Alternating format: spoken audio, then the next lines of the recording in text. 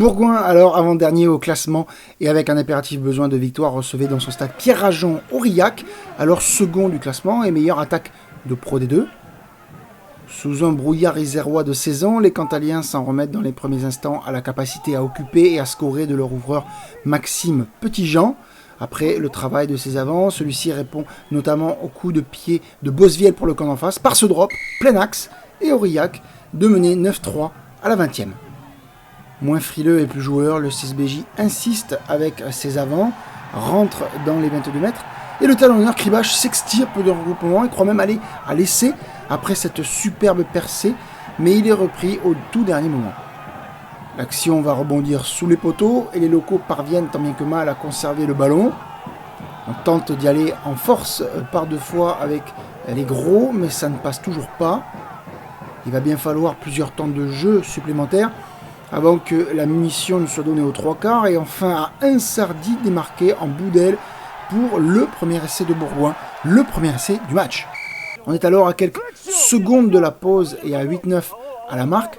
Chaque équipe est à 14 puisqu'elle a vu un de ses piliers recevoir un carton jaune pour tenue défaillante en mêlée.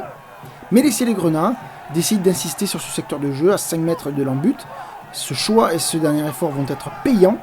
Les rouges et bleus se mettent encore à la faute et l'arbitre, M. Flavien Ourquet, juge ici qu'un essai a été irrégulièrement stoppé. Essai de pénalité transformé pour Bourgoin qui a eu la hargne nécessaire pour mener au score 15-9 à la mi-temps. Face à l'attentisme auvergnat, l'envie bergalienne se poursuit dans ce second acte, à l'image de cette relance de Nicolas ou de la charge de l'intenable numéro 8 Lemalou qui va être ici sollicité. Le demi d'ouverture Bosviel feinte ensuite le drop pour s'infiltrer avec classe au cœur de la défense aurillacoise. Plaqué aux jambes, il va donner à l'expérimenté Jeff Cooks venu à hauteur pour inscrire le troisième essai de Bourgoin et ce score de 22-9. Menés 3 essais à 0, les hommes de Peuchlestrade et Davidson vont enfin réagir en portant davantage la balle et surtout dans le camp adverse. On va, vous allez le voir, balayer toute la défense opposée de la droite vers la gauche. On insiste encore au ras avec le puissant demi de mêlée Paul Boissé. L'arbitre signale un avantage en cours et après une sautée, on joue bien le coup en bout d'aile entre Gaston McPhee et le centre Kemp qui va marquer en bout d'aile l'essai de l'honneur et de l'espoir. Après transformation, les Cantalous recollent au score à 22-16 grâce à Petitjean, puis même à 22-19 et 22-22 avec la botte du serial buteur d'Aurillac. C'est alors que la bravoure bergalienne va voir les Rhône-Alpins prendre leur destin en main. À 14 contre 15, ils remontent le terrain après plus de 3 minutes de possession pour que le centre Verratao claque le drop plein axe. Un drop qui signifie victoire et 25-22 au score.